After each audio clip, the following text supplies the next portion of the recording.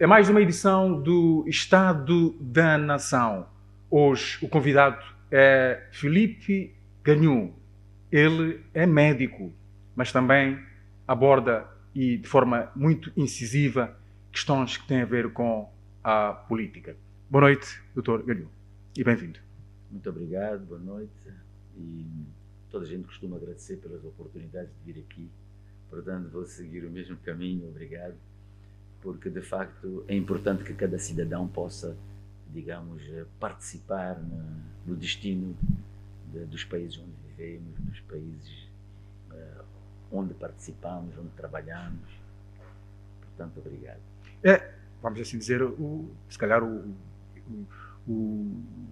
único médico no país que se interessa por questões políticas, não necessariamente questões políticas ligadas à saúde, mas questões políticas no geral. Como é que um médico consegue conciliar questões, o ativismo político, cívico e a medicina? Bom, neste momento é interessante que não estou nem tanto na parte médica, já estou de uma certa forma reformado,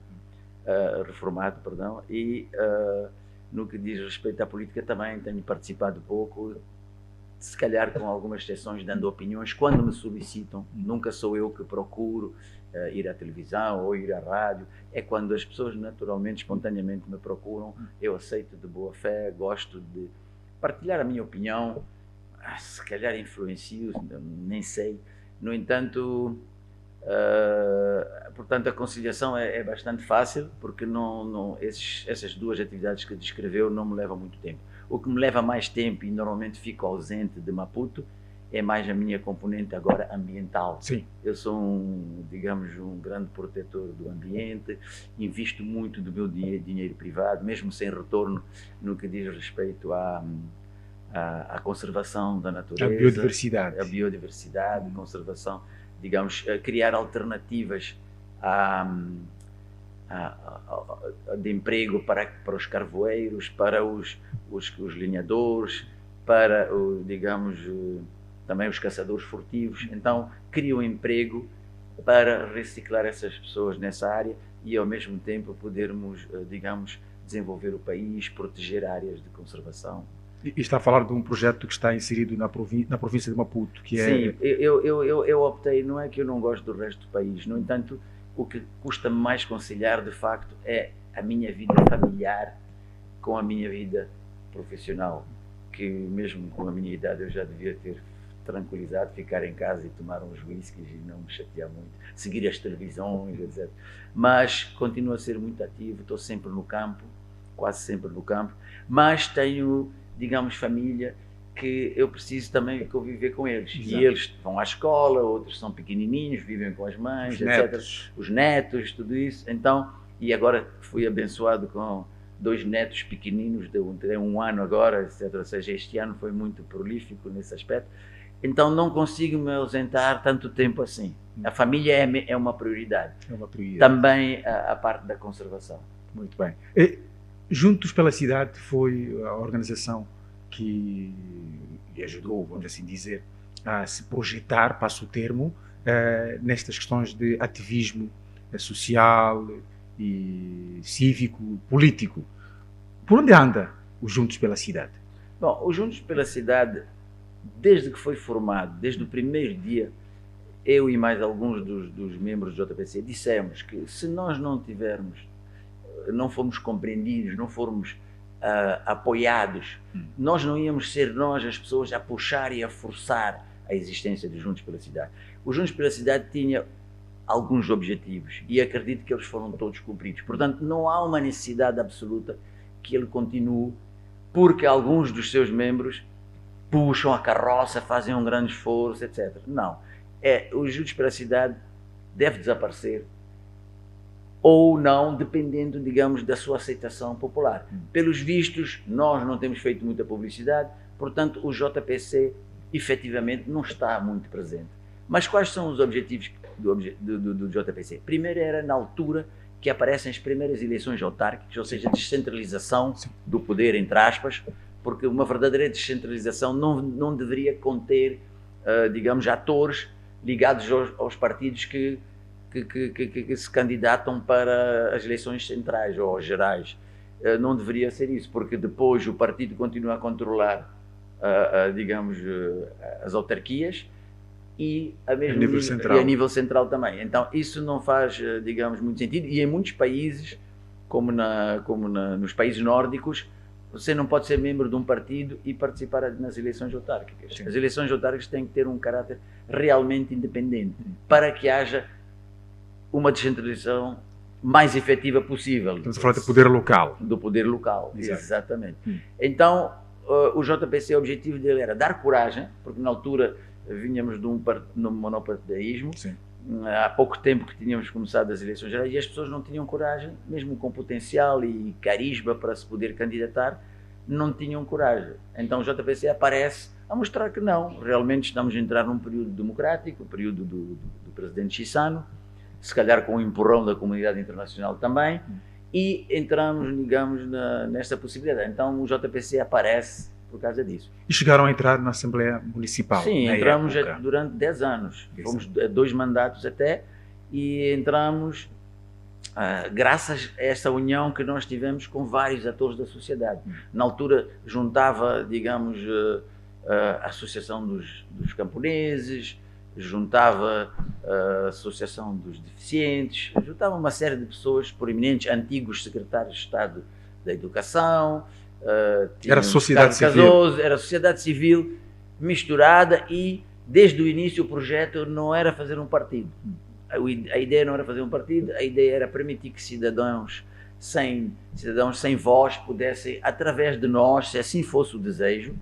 Na prática vimos que não foi realmente isso, mas acredito que o JPC veio permitir que outros atores viessem desenvolver essa função. E hoje em dia nós vemos que aparecem alguns ativistas, alguns com algumas dificuldades, alguns com medo, mas o JPC já não é necessário para passar essas ideias. Já fez o papel dele. Exatamente, já fez o seu papel. E, neste momento, partindo da cidade, aquilo que era o vosso conhecimento sobre o que era o município de Maputo, partimos para o país no seu todo. Como é que olha para aqueles que são os desafios deste país? Há um ciclo governativo que está a terminar agora. Como é que avalia? É extremamente complicado, porque uma coisa é criticar de fora, outra coisa é estar lá envolvido. Portanto, se Moçambique poderia ter sido, digamos, desenvolvido e gerido de uma forma diferente, teríamos outros quadros que podiam ter feito melhor? É essa pergunta que eu me faço quando tento responder a este aspecto. É difícil de dizer, mas uma coisa é certa, é que poderia-se ter tido digamos, uma organização, um governo que se preocupasse de facto em servir. Mesmo falhando, nós temos o exemplo de Samora Machel. Samora Machel tinha a preocupação de realmente servir, falhou em alguns aspectos, como qualquer um poderia ter falhado nesses ou noutros, mas acredito que a intenção dele foi sempre genuína. Era de fazer o bem, era de desenvolver Moçambique. E já vemos em muitos discursos dele o problema que ele tinha com a corrupção, o problema que ele tinha com o uso indevido e privado dos recursos comuns para o seu interesse pessoal. Ele já falava disso, denunciava, fazia discursos magistrais, explicando realmente esta situação. Está a imaginar Samora Machel numa década de 90 ou 2000? Para mim ele mudou muito pouco. A única coisa que aconteceu é que ele no início tinha um pouco medo que houvesse uma revolução interna com os portugueses que tinham ficado por aqui, que tinham o poder económico, que tinham o poder, o know-how também, o conhecimento. Ele teve um pouco medo, então foi um bocadinho mais agressivo para tentar travar esse tipo de situações semelhantes ao 7 de setembro, por exemplo. Então ele nessa altura tinha um comportamento um bocadinho mais controlador, ditadura do proletariado. Mas quando se apercebeu que estava a trabalhar com pessoas extremamente poderosas, como a África do Sul, ele vira um bocadinho, sem nunca desvirtuar, e até vira um bocadinho e faz o acordo de Incomati, porque ele percebeu que não interessava ter um inimigo e uma guerra declarada, óbvia, contra um adversário muito mais poderoso. E vizinho, de perto. Mas tudo isso, todas essas aparentes concessões ou estratégias políticas, na minha opinião, brilhantes, foi porque ele estava preocupado com o povo, com o seu povo, com Moçambique, com o moçambicano. Ele estava preocupado com isso, por isso é que ele vira um pouco. Mas, e mesmo não acredito que o avião tenha sido um assassinato voluntário. Não. Eu sou piloto também, estou ligado à aviação e existem explicações oficiais pelas, digamos, entidades aeronáuticas que fazem sentido, que explicam aquele acidente que aconteceu. Muitas vezes, assassinar um interlocutor que tu conheces bem, por mais que sejamos inimigos, sabes até onde podes contar com ele. Acabava-se de fazer um acordo em combate. Sim. Portanto, não havia, na minha opinião, digamos, interesse em eliminar Samora Machel, que até estava a admitir que não era tão poderoso, tendo buscado, digamos, um acordo, etc., estava a admitir que, nós não somos tão fortes, mas, vamos lá tentar encontrar uma coisa. Podemos vos incomodar muito. Sim. Também, então vamos entrar num acordo num meio termo em que oficialmente nos respeitamos, por baixo cada um apoia um pouco a nossa causa. Sim. Pronto, então acredito que foi nesse sentido.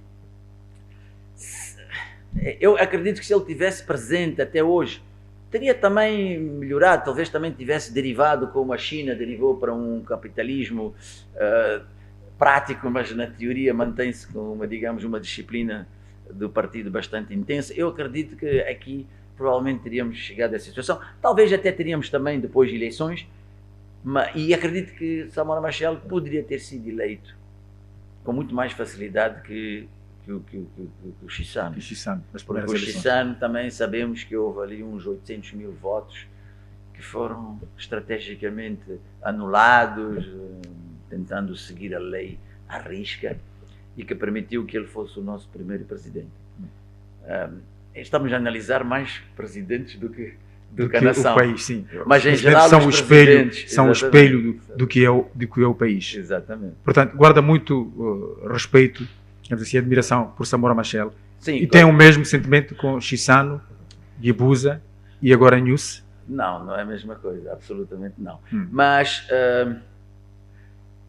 talvez descrever a minha sensação em relação a esse presidente. De novo, eu estou nos bastidores. Sim. Vejo os efeitos. Não vejo o que acontece no Conselho de Ministros. É médico. O médico tem um outro olhar das coisas, tem uma outra forma de avaliar. Também, a propósito de medicina, quero dizer que depois da independência, creio que a medicina foi provavelmente um dos únicos sucessos da independência. A medicina foi um projeto e um programa que trouxe enormes benefícios para a população desfavorecida. Principalmente virar de uma medicina curativa, dando prioridade a uma medicina preventiva, foi uma das coisas mais brilhantes que Moçambique teve. É verdade que a qualidade da medicina de topo baixou muito, mas a qualidade da medicina em geral, para a maior parte do povo, foi um sucesso muito grande. É pena que hoje em dia não estamos mais a respeitar isso. A saúde passou para um segundo plano, apesar de que a quantidade de dinheiro alocada, se fosse bem gerido, permitiria manter um serviço de saúde daquela qualidade depois da independência. Bom, alguns anos depois da independência, não logo imediatamente, porque é um processo que levou o seu tempo para chegar a esse ponto. Agora, é muito engraçado, eu noto muitas vezes isto, é que quando as coisas andam mal, põe-se a culpa sobre o presidente que está ali. Muitas vezes não é o caso. Eu penso que o Nyusi, no caso do presidente Nyusi, ele foi vítima de uma gestão danosa do Guebuza.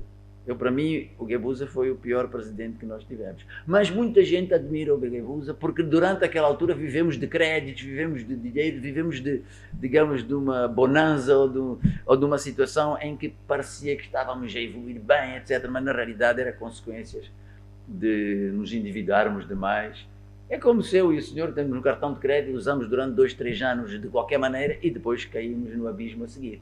Então você muda de mulher naquela altura e quando você está com a nova mulher, de repente está mal. Não vai dizer que é culpa dessa mulher. Então eu acredito que quem de facto pôs este país de rastro é o Guebuza. na minha opinião. Chissano foi aquela fase do deixa andar, que para mim era necessário para as pessoas ganharem uma confiança numa democracia ou numa pseudo-democracia, como a gente quiser chamar, ganhassem confiança de andar por aí. É verdade que deixou, digamos, a corrupção se institucionalizar, se calhar não tinha controle também, não sabemos, depende das personalidades das pessoas, mas acredito que ele foi mais tolerante, etc, etc. É pena que hoje em dia estão a surgir uma série de, digamos, de segredos que parecem dar responsabilidade ao Chissano também, que poderia se classificar como corrupção. No entanto, há sempre muita especulação. Nestas coisas aparece sempre fake news de ambos os lados. Sim. Todos os que criticam, sejam os que estão do lado da razão ou não, muitas vezes utilizam fake news como uma forma de divulgar e fazer passar ideias. Portanto, não é certo, digamos, acusar. Apenas podemos dizer que surgem algumas suspeitas, mas que não estão confirmadas. No que diz respeito a Nussi, eu penso que Nussi apanhou um barco, foi seguindo e foi andando por aí e pagou muito caro as suas digamos, os efeitos dos presidentes anteriores. Não tenha sido um mau condutor ou um mau piloto? Não, eu penso que ele não pilotou, deixou as coisas andar assim, também. Não pilotou nada, preocupou-se com o Covid, que era uma jogada apenas para conseguir recuperar, digamos, a confiança do FMI. Nem é bem a confiança, recuperar os créditos do FMI. Então tentaram assustar de que Moçambique estava em riscos de perder a sua população toda se não tivesse apoio. Então recebeu apoio para o Covid especificamente, que foi muito mal utilizado, fazendo milhares de testes que não serviam para nada senão gastar dinheiro, e serviu, digamos, para que a Bretton Woods, né, ou seja, o FMI e o Banco Mundial, se voltassem a emprestar dinheiro a Moçambique para aguentar com o seu orçamento geral do Estado, etc, etc. Voltamos para a componente de saúde, praticamente. Exatamente. Então, eu sei que é considerado um dos anti-vacina, um negacionista da Covid. Dizem, não, aí está, eu não sou um negacionista, eu na realidade sou um realista, porque a vacina do Covid nunca passou os testes que deveria ter passado, como passaram as do sarampo, etc. Então eu não nego as vacinas. Mas a do Covid eu nego. Primeiro porquê? Porque o Covid era de facto uma doença benigna. As causas de morte foram iatrogénicas, ou seja, as causas de morte foram causadas por efeitos secundários do vírus e efeitos secundários das medidas. Provavelmente, não, só para dar um exemplo. Faça favor. Nós temos em Moçambique, durante cerca de 2 anos e meio de Covid, independentemente das ações que foram apenas cosméticas, não houve realmente ações realmente efetivas, tivemos 2.300 casos de morte com teste positivo. Não é pessoas que morreram de Covid, não. É mortes com teste positivo. Porque muitas dessas mortes não entram nos critérios de morte por Covid. Covid o que é? Covid SARS-2. SARS o que é que significa? Significa Síndrome Agudo de Dispneia Respiratória. Se você vai ao hospital, está muito mal, muito doente, com diabetes, com qualquer coisa assim, faz o teste e é positivo, e você morrer, vão dizer que é o Covid. Mas não é. Você, para morrer do Covid, tem que ter um síndrome de dispneia, tem que ter falta de ar, respirar, estar a entrar numa espécie de pneumonia, também chamada intersticial. E aí sim o diagnóstico é, os primeiros casos de criança de 12 anos que morreu, foi uma criança que tinha leucemia, que ia regularmente à África do Sul e por causa de se fechar as fronteiras, não pôde ir, descompensou e morreu.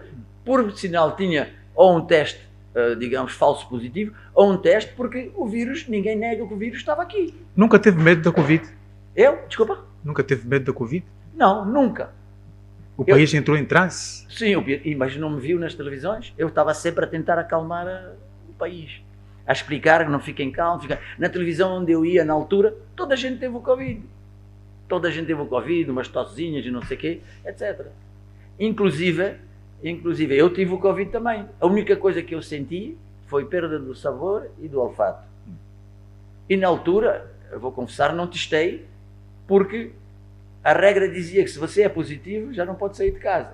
Então, para não desrespeitar a regra, considerei aquilo como uma virose normal. E podia ser uma virose normal. Há outras viroses que também tem o mesmo... que também têm esses sintomas. Não é específico do Covid.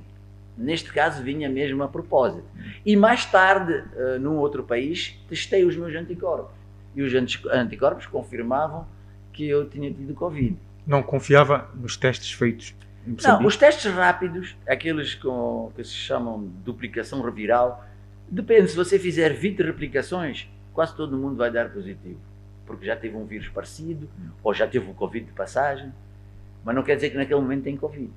Depois, se fizer menos de 10 ou de 9, neste momento não me lembro dos números exatos, é negativo. Então, tudo isso foram critérios. Mesmo a própria OMS, na minha opinião, não acreditou que houve uma epidemia. Primeiro disseram que não havia. Depois, sobre a pressão mundial, disseram que havia. Estado de emergência. Depois já perceberam-se que não havia mesmo. Então o que é que fizeram? Disseram, todos os testes positivos, todas as mortes positivas que aconteceram até 2 semanas depois de você ter sido testado positivo, tem que pôr na estatística do Covid.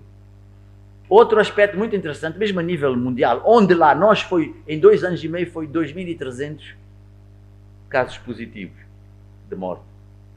Nos outros países, na Bélgica, na França, na Itália, e posso citar muitos mais, 2.300 acontecia em 12 horas. Então lá podemos dizer que houve uma epidemia. E porquê que na Europa morreu tanta gente e aqui não morreu ninguém? Quando na altura, já nos debates que eu tinha no WhatsApp, nas televisões e não sei o quê, se dizia, aqui vai ser uma catástrofe, com o SIDA, com não sei o quê, nós aqui vamos morrer que nem moscas, etc. Estava tudo em pânico. Mas o que as pessoas não perceberam, e mesmo hoje, a nível mundial, ainda não aceitam esta coisa, é que as mortes foram feitas, aconteceram porquê? Porque na Europa nós temos uma população de idosos muito grande, 99% deles... Já com saúde debilitada.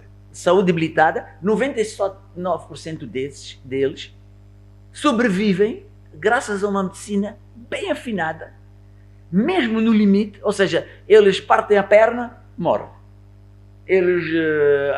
A mulher morre, ele morre. Ou seja, que qualquer grama na balança a mais, gota d'água a mais, ele morre porque o nível de medicina é super avançado, de boa qualidade, e ele está a sobreviver graças a isso. Na Europa, todos os invernos, esses que estão naquele estado, morrem muito mais do que no verão, porque ficam isolados, porque têm frio, porque há uns pequenos... Há fatores como o vírus, há fatores como a influenza, não a gripe normal, não o Covid. Então, esses fatores é o último empurrão. Você está ali na berma e cai. Em Moçambique, todos esses idosos não temos. Morreram antes, caíram para o abismo muito antes. Então, não havia essa acumulação de idosos que, quando abandonados por causa das medidas, quando a família não podia ir lá confirmar que tomam os medicamentos certinho, quando falhassem um medicamento porque vomitaram, eles descompensavam e morreram. Então, coincidiu um número de mortes mais elevado quando apareceu o Covid. Mas, para mim, principalmente por causa das medidas. Se não fossem as medidas, não teríamos tido tantas mortes. As medidas restritivas. Exatamente. Já estamos a falar de saúde, efetivamente. Voltaremos daqui a pouco para dar continuidade a questões de saúde, porque é uma área que muito bem domina e neste Estado da Nação queríamos também falar deste setor. Vamos ao intervalo e voltamos daqui a pouco.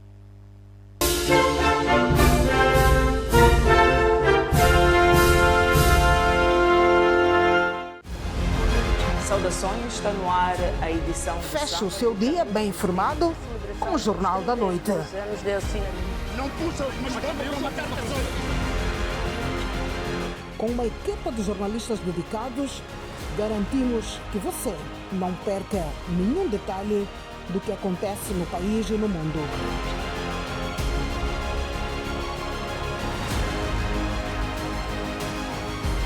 graus de mínima de 15. Somos a sua companhia de confiança. MBC, conectando o mundo.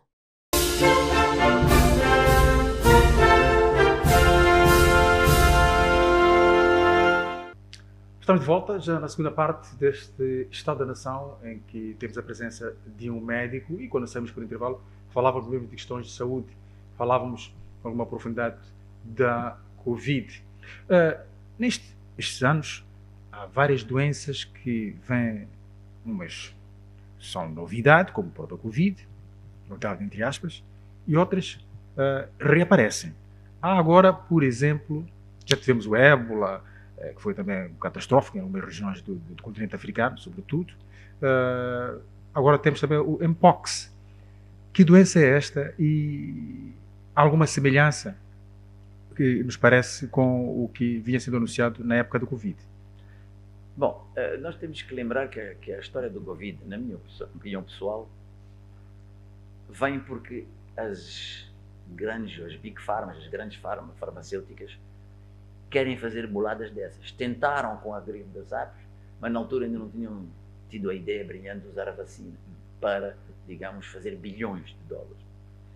Então, tentaram com o Tamiflu, que é um medicamento com a gripe das aves. Conseguiram fazer com que todas as embaixadas do mundo, todos os sistemas de saúde do mundo se abastecessem com estoques enormes desse medicamento, criando um pânico. E responsabilizando. A grande jogada é responsabilizar os serviços de saúde de cada país. E você é ministro de saúde, não tem coragem de dizer não é preciso, não vamos vacinar. Houve umas tentativas em Israel, tentaram no início, mas a pressão é tão grande de que se não for verdade, se houver um motivo qualquer que o vírus benigno, como o Covid, se mute para ser maligno, de verdade já, vai ser responsabilizado. A ser responsabilidade. Então, até hoje, as pessoas têm medo de afirmar que não. A vacina é eficaz, a vacina não provou as suas coisas e pode trazer, e em alguns casos já é fortemente suspeita que traz efeitos secundários. Vacinou, Dr. Gânio? Eu não.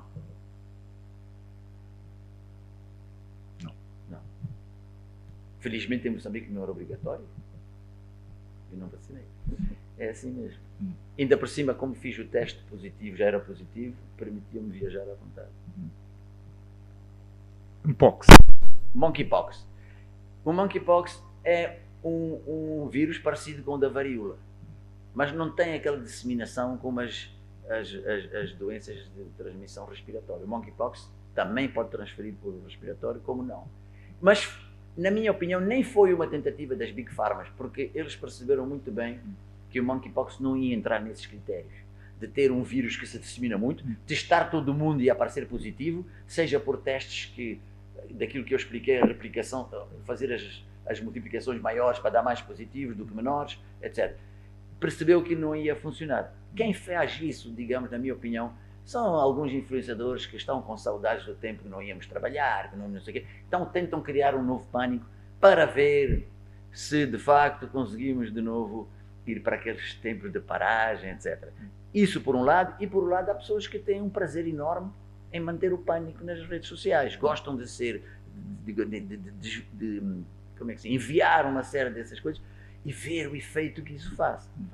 Então o monkeypox é uma situação extremamente tranquila, não tem o teor de mortalidade, quer dizer, a taxa de mortalidade que tem o ébola ou o Marburg virus, todos esses aí não tem nada a ver. Muitas pessoas têm aquela doença, recuperam bem, etc. Em situações em que estamos malnutridos, em que estamos, digamos, sem possibilidade de ter uma atenção um bocadinho mais diferenciada, pode levar à morte, como qualquer uma.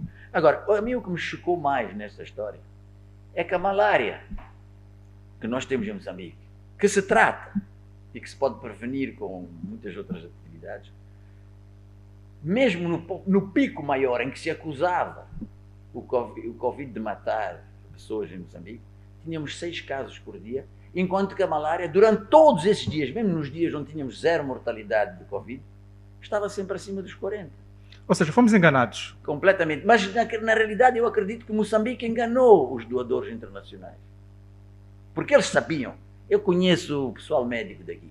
O pessoal médico, aquela comissão que foi feita sobre o Covid, foi feita, na realidade, com uma componente política muito forte. Que a ideia era convencer e assustar as bretonudos que não percebem nada de medicina, que também foram enganados pelas grandes farmacêuticas para depois vender as coisas, as vacinas, foram para que Moçambique aparecesse como uma vítima, para que o dinheiro voltasse a fluir. Então, nesse aspecto, tiro o chapéu ao governo. Foi uma grande jogada da parte do governo. Desonesta, mas foi uma grande jogada. A não ser que o governo não soubesse, mas a parte médica sabia. Porque eles sabem que SARS significa síndrome de dispneia respiratória aguda. Sabem disso. Como é que vão classificar um tipo que tinha leucemia e acaba por morrer e tem um teste como um caso de morte por Covid? A própria OMS pediu isso. Porquê? Porque aí haveria de aparecer flagrante que não houve pandemia. Então tinham que arranjar muitos testes. Elogiou muito bem a medicina moçambicana. Como é que avalia, no cômputo geral, o exercício da medicina, o sistema de saúde nacional? Apesar das nossas limitações, há pouco investimento, mas há investimento, efetivamente. Há hospitais sendo construídos. Neste mandato, o governo construiu muitos hospitais distritais, muniu hospitais com equipamentos de ponta.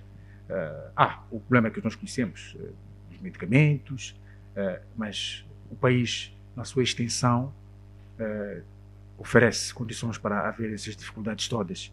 Como é que olha, como médico, para as condições do nosso sistema de saúde? O sistema de saúde atual, na minha opinião, sofre de alguns problemas. Não basta fazer hospitais. É preciso não só apetrechá-los com insumos, com medicamentos, mas principalmente com pessoal de saúde competente. Como é que vais tirar um médico competente das capitais para um hospital distrital, se lhe pagas um salário miserável? Não lhe das condições, lhe forças a ir muitas vezes, obrigas a fazer depois da formação um estágio obrigatório, não se chama mesmo estágio, é pagar os anos, digamos, aquilo que o governo investiu em ti, tens que ir ficar lá no mato durante algum tempo, ou nas zonas rurais. Se tu não tiveres médicos de qualidade, vais ter excesso de consumo de medicamentos. Vais ter uma série de intervenções mal feitas. Vais ter diagnósticos errados com gasto de medicamentos para uma doença que não é aquela. Temos essas situações no país. Temos essa situação. Temos que... O mesmo problema que padece todo Moçambique é que as pessoas não querem aprender, não querem saber. As pessoas querem ter diploma para ter salário. As pessoas não querem trabalhar, as pessoas querem emprego. A medicina, a enfermagem já não são sacerdócio? Não. As pessoas vão lá? Não, já não é um sacerdócio. Era um sacerdócio porque dedicavas muitas horas do teu tempo nesta profissão. Mas, e não és pago, portanto é o sacerdócio. No entanto, a maior parte das pessoas quer ir para a medicina privada. Mesmo os hospitais acabam por funcionar como entidades privatizadas. Porquê? Medicamento há, escondidinho lá atrás. Se pagares, tens medicamento. Se não pagas, não há. Ou vais à farmácia. Muitos medicamentos param na farmácia. Depois retornam. Consultas gratuitas, como deveria ser, não existem. Os enfermeiros e tudo isso cobram. Mas não é que é culpa deles, ou culpa dos médicos. É que, de facto, os salários são extremamente baixos. Quanto é que devia receber um médico? No mínimo o equivalente a $500, ou seja, devia ser no mínimo isso. E mesmo isso é o que sai da escola, ou mesmo como estagiário. Devia receber entre 120 mil meticais por mês, um médico. Um polícia também não pode receber a miséria de 12, 13 mil meticais. É melhor ter poucos polícias de qualidade do que ter um montão de pessoas que anda por aí e que ganham uma miséria. No caso dos enfermeiros, igual. Os enfermeiros fazem turnos, fazem noites, têm riscos também profissionais, podem se picar, podem apanhar doenças que estão a lidar com elas todos os dias, etc. Então, há certos setores que deveriam, na minha opinião, ser fortalecidos. E como é que se fortaleceria esses? Primeiro, poupando de forma inteligente na prescrição de medicamentos. poupando de forma inteligente na prescrição de medicamentos, significa educar os doentes. Porque um doente que vai a um hospital e sai de lá sem medicamento, sai chateado. Mas se tiver um médico que lhe diz, olha, tu neste momento está bom, a tua imunidade está a funcionar bem, vais curar sozinho, está aqui 3 paracetamóis se tiveres muita dor de cabeça ou se tiveres febre, toma só quando tens febre ou quando tiveres muita dor, se não estiveres melhor, volta. Vais para esta bicha prioritária porque já vieste há 2 dias atrás, dentro do período tal. Pronto, o que é que acontece? Hoje em dia dá-se 10 comprimidos. E há muita E automedicação. despacha-se aquilo. Dá-se 10 comprimidos, ou não se dá nada. Diz que não, não há, não sei o quê e tal. Então, se pagar, já tem. Estão a perceber? Então, uma gestão inteligente da saúde em Moçambique é possível. Mas com quê? Com formação contínua. Com avaliação contínua. Lembro, o meu professor Helder Martins é que me veio me enfiar. Todas as vezes que tu fazes um projeto, todas as vezes que tu tomas, a saúde é um projeto grande, tu tens que avaliar continuamente. Tens que ir ver, mas por que é que está a gastar tanto medicamento? Será que se pode poupar? Tens de ter pessoas a ir lá. Então tu tens que investir em formadores, tens que investir em inspetores na saúde, que estão constantemente a dar voltas por todos esses sítios. E são formadores que têm que ter uma formação inteligente, económica. Ou seja, não é chegar lá e dizer, falta de medicamento. Não, tem que tentar fazer um diagnóstico. Por que esta unidade sanitária, que recebe 30 pacientes, digamos, por mês, tem falta de medicamentos? E tem que analisar o gasto. E esses formadores têm que ter esse conhecimento prático. O que, na minha opinião, quase ninguém tem. Por exemplo, a primeira forma de fazer uma boa gestão de medicamentos é a receita. Como se passa a receita? A receita não é escrever num papel, toma 2 paracetamóis aqui, toma antibióticos 1 mais 2, 3 vezes por dia, tá, tchau, ok, obrigado, não, obrigado, tchau, vai embora. Não, isso é um erro grande, a maior parte das pessoas vão se enganar a tomar os medicamentos. A formação tem que ser, papá, você tem uma infecção, tem febre, você está grave, vai ter que tomar esses medicamentos. De manhã, faz o desenho ali, do sol a nascer.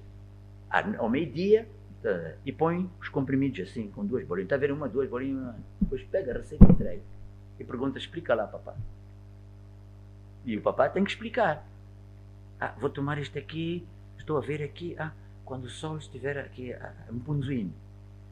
Aqui, madame, aqui, enxicaninho. Está a ver?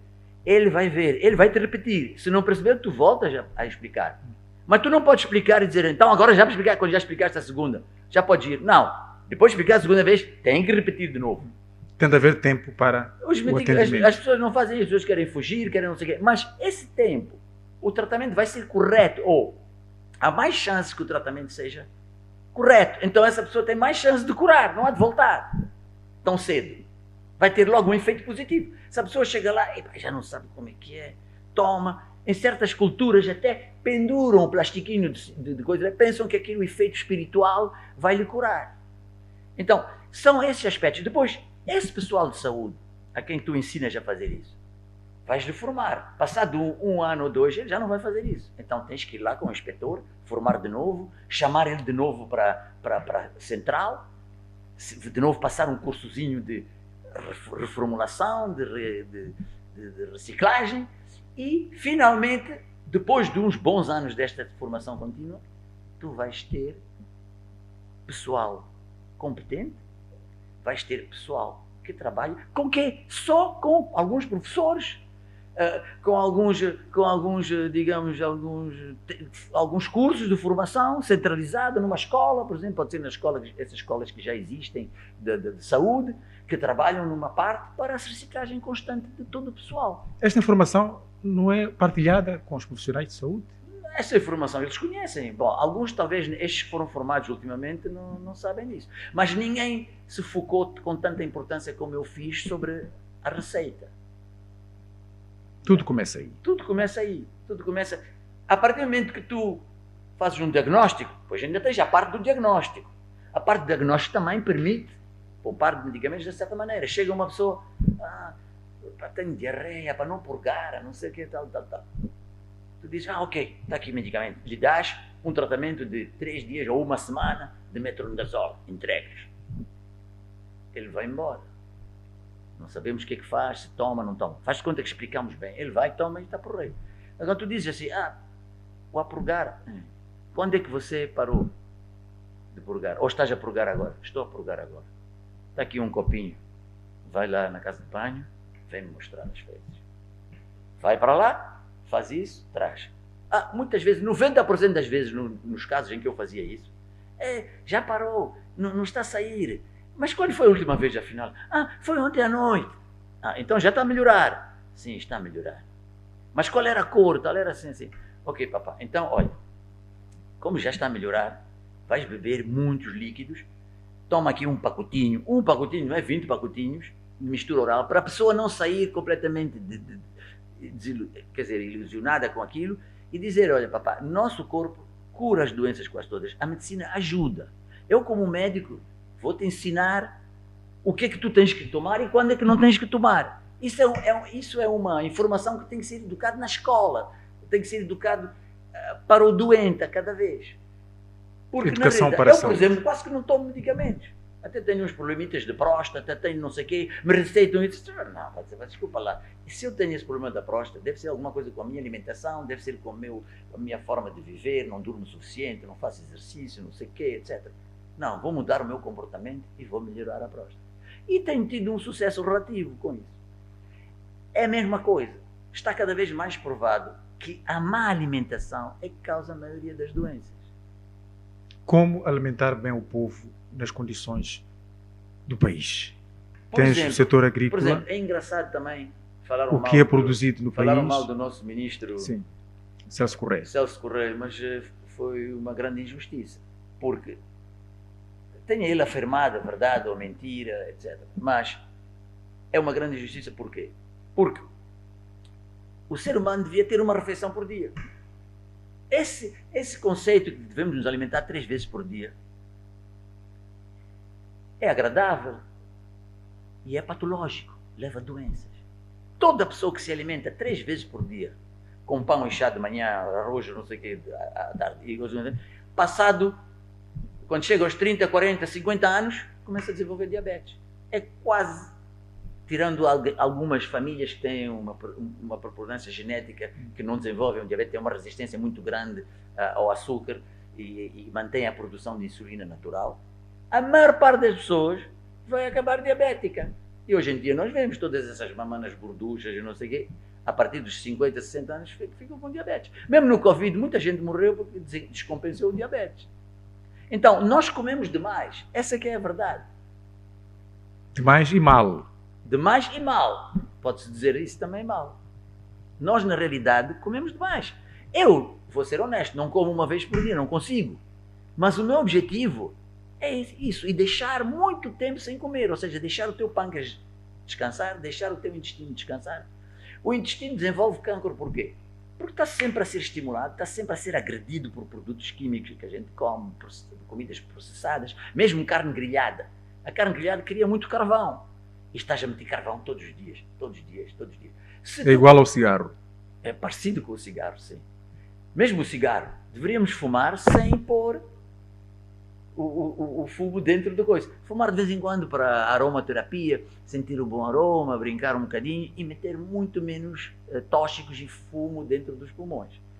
Mas tudo isso não é ensinado, porque as nossas sociedades têm um grande defeito, que é quando 2 pessoas fazem uma coisa errada, querem proibir todo mundo.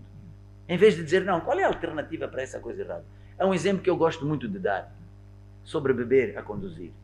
É um erro e é uma injustiça muito grande, até contra os meus próprios direitos constitucionais, de que por causa de alguns beberem demais e fazerem, passo o termo, porcaria, né? Eu queria dizer o outro termo, todos nós estamos proibidos de conduzir depois de ter bebido um copo. Seria muito mais inteligente dizer, olha, você bebeu, então não ultrapassa 30 km por hora. Vai para casa, nas calmas. É possível dizer Claro isso que a é alguém possível. que não está Se tu és sóbrio? educado desde criança, sim. A mim já me aconteceu, de vez em quando, beber um bocadinho. Provavelmente em Moçambique até é permitido uma certa quantidade, muito abaixo do corpo, mas eu tenho como regra. Se bebi pouco ou muito, eu nunca fiquei, digamos, alcoolizado, nunca fiquei intoxicado, nunca fiquei bêbado, como se diz. Mas eu tenho essa coisa. Se eu bebi um bocadinho, seja pouco ou não, 30 km por hora, vamos. Porquê? Porquê que dizem que o problema de beber é um problema? É porque dizem que os reflexos diminuem. Dizem que você faz maluquices. Se você é educado desde criança, podes beber, mas não ultrapassa 30. Você não vais prevenir 90% dos acidentes que estão a acontecer e vais permitir que os conscientes continuem a ter essa liberdade de beber de vez em quando. E não só, o próprio bêbado, quando entrar ali, se ele está sem controle, ele vai fazer isso. Com a educação ou sem educação. E com a educação ele até pode ter um reflexo. Epá, não, disseram que é melhor, eu sou capaz de matar alguém. É melhor eu ir devagar. Estamos a falar de questões de saúde também. Estamos a falar de questões de saúde. Mas programa foi o que o Naen, né? Sim, sim, foi sim. o que o Naen disse que a gente ia falar, Exato. é mais saúde. Sim. Então, há uma série de coisas que é preciso repor em causa, né? Porque não, eu acredito que educando, mesmo a partir de criancice, dizer, olha, o álcool é uma porcaria, o álcool é isto, mas tem momentos de lazer, tem momentos que é bom, uma vez ou outra você se intoxicar em um ambiente simpático, pode lhe desanuviar, pode lhe fazer bem. Essa pessoa vai olhar logo para ti com outro olhar. É o que faço com os meus filhos e com os meus netos. Vai dizer, não, esta pessoa está a falar sério. Por quê? Quando você diz, não, pá, não bebe é mau, fumar é mau, não sei o quê. O que acontece? Começam a fumar, começam a fazer, mas afinal não é tão mau. Às escondidas e não só. Começam a perceber, não, se eu beber uma vez de vez em quando, não é mau. Então esses gajos estão a mentir.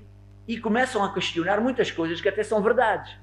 Os meus netos, os meus filhos, sabem o que eu digo é verdade. A não ser que eu me engano, como qualquer ser humano. Mas eles sabem que aquilo que eu digo é a minha opinião sincera e absoluta. Né? Se a minha cabe filha a eles sim, seguir se a ou minha não. filha vem e diz, papá, eu já cresci, estou a pensar, tenho um namorado, estou a pensar fazer amor, não sei o quê. O que é que tu achas, papá? Não tem problema. Se possível, usa preservativo. E, se possível, façam os testes. Toda a gente olha para mim assim. Mas é assim. A vida, a sexualidade. Isto poderia ter contribuído muito para a redução de casos de infecção com HIV. Com certeza. Educar, liberalizando o sexo. Mas educando. Dizendo, opa, façam isso, exato. Pronto. Mas é livre. Você não diz nada, a pessoa tem medo de ter preservativos, porque o meu pai pode apanhar, ou a minha mãe pode apanhar. No fim chega lá, é um momento de doçura, de luxúria, não se controla, já pá, é infectado logo a primeira. O que também não é verdade, não se apanha a primeira, mas pode acontecer. Pode acontecer, principalmente a mulher. Sabem que a mulher apanha muito mais HIV que o Sim, homem. Facilmente.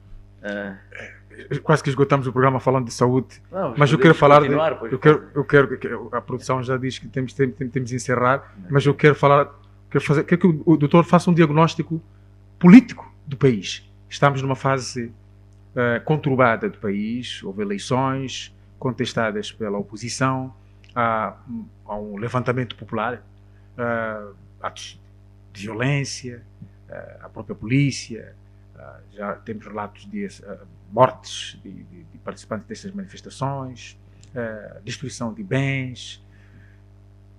O que é que pensa deste país com este cenário que nunca antes vimos? É extremamente complicado saber por onde vou começar. Temos 5 minutos. Sei, para falar disto. Então é quase impossível responder a isto, porque isto é muito, muito complexo.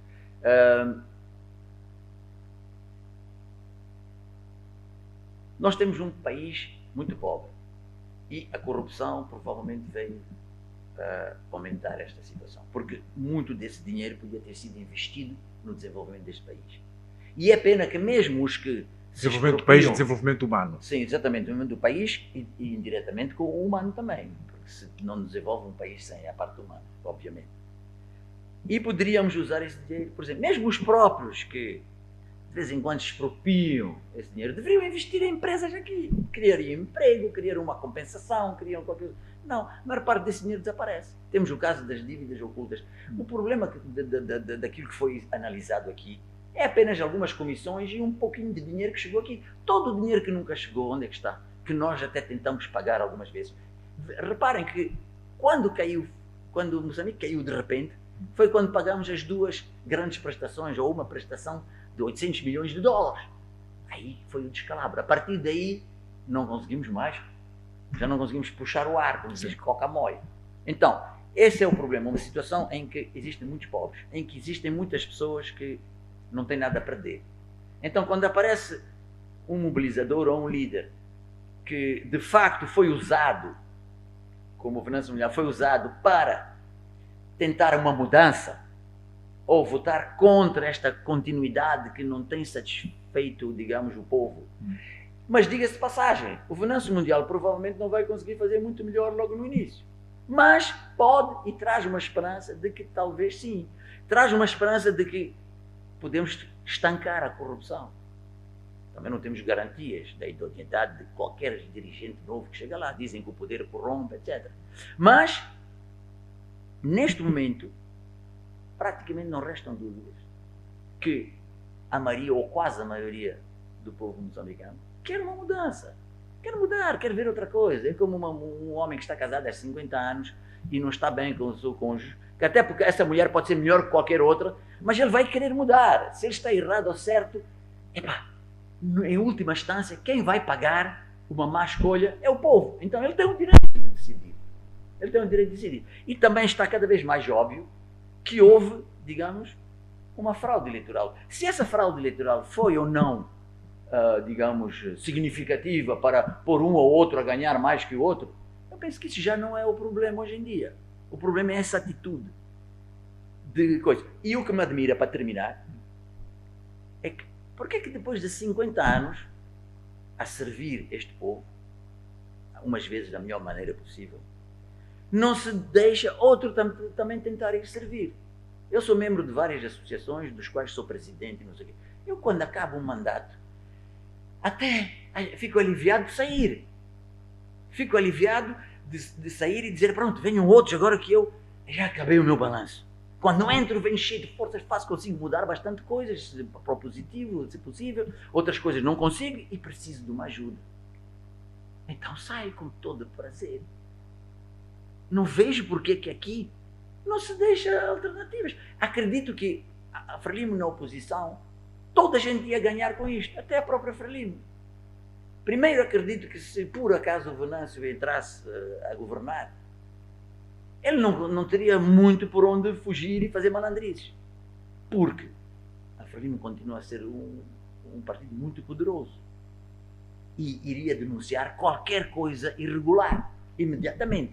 E isso teria um impacto muito maior que quando hoje em dia a oposição denuncia algo do que coisa. Então, acredito que toda a gente ganharia com isso. Até a Frelimo. Inclusive, depois de 5 anos, estes vão ter muita dificuldade. Quem pegar este país no estado que está vai ter muita dificuldade de resolver estes problemas todos. Então pode acontecer que no fim deste mandato já as pessoas estejam desiludidas e pensem, de facto, foi bom ter mudado, mas vamos voltar para um partido ou um grupo que nos parece, de facto, com mais pessoas competentes. Porque depois da Frelimo chegar e assambarcar quase todo mundo competente, durante muitos anos, muito pouca gente não tinha sido da Frelimo ou era da Frelimo que tivesse algumas qualidades para desenvolver de forma verdadeira ou dirigir o país. Isso também temos que admitir. Hoje em dia não, hoje temos muitos formados, que provavelmente muitos formados obtiveram um diploma, assim por outras vias, mas acredito que há alguns muito competentes. Ouvimos algumas pessoas e tudo, que conseguiram fazer o seu diploma com conhecimento. Muito obrigado. Há uma pergunta que eu sempre faço ao convidado da estirpe, o Dr. Ganhu, no fecho mesmo. Pelo conhecimento que tem e pela sua área de saber, de atuação, que é a medicina, imaginemos que fosse convidado para assumir a pasta no próximo governo de Ministro da Saúde. Isso é muito engraçado. É muito engraçado, porque eu estava quase para mandar esse papo. Na realidade, eu estou pronto a servir, qualquer que seja o governo. Porque eu tenho a certeza, em algumas áreas, que eu possa ser útil. Acredito que, como governador e como ministro da Saúde, eu posso ser, digamos, uma mais-valia. Porque eu tenho muita experiência prática. E também tenho um conhecimento de alto nível. Tenho um conhecimento, não digo dos mais altos, porque, pronto, também tenho as minhas limitações. Mas acredito que eu fui muito bem formado para conseguir um projeto de saúde efetivo, eficaz.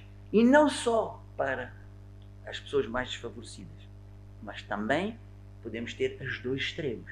Podemos ter um hospital extremamente bem desenvolvido para algumas das pessoas poderem ter acesso. E nós vemos, há muitos donativos, nem precisa de muito dinheiro. Há scanners, há ressonâncias magnéticas nucleares que são oferecidas e tudo. Isso não é um problema. O problema é a gestão. A gestão. Eu aceitaria, assim, de bom grado. Apesar de saber que vou sofrer muito tempo. Vou sofrer muito. Sofrer seria o que exatamente? Significa que não vou dormir bem, porque eu vou estar sempre preocupado com os problemas. E se eles escolherem um ministro de saúde que eu acredito que vai fazer o mesmo que eu, prefiro que seja esse.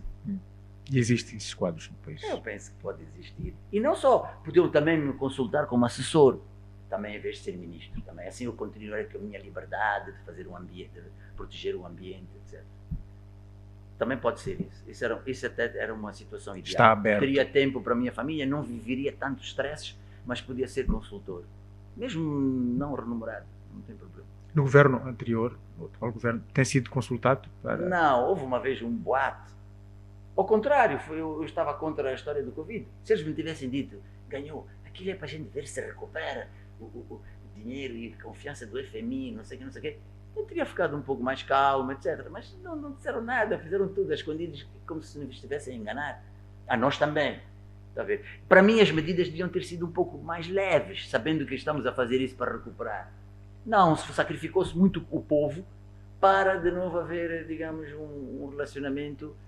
Sentiu-se excluído como quadro da saúde, profissional de saúde, durante estes anos todos? Não, eu tenho uma coisa engraçada, eu nunca me sinto excluído. Eu, na realidade, fugi um pouco da medicina também. Porque, como sou muito sensível, eu não dormia. É o que eu digo, por isso é que eu digo, quando tinha doentes graves, não sei o que, eu não dormia, estava sempre preocupado. Então, isso é extremamente pesado sobre a tua saúde, sobre tudo isso. Então, eu deixei de fazer medicina clínica por causa disso.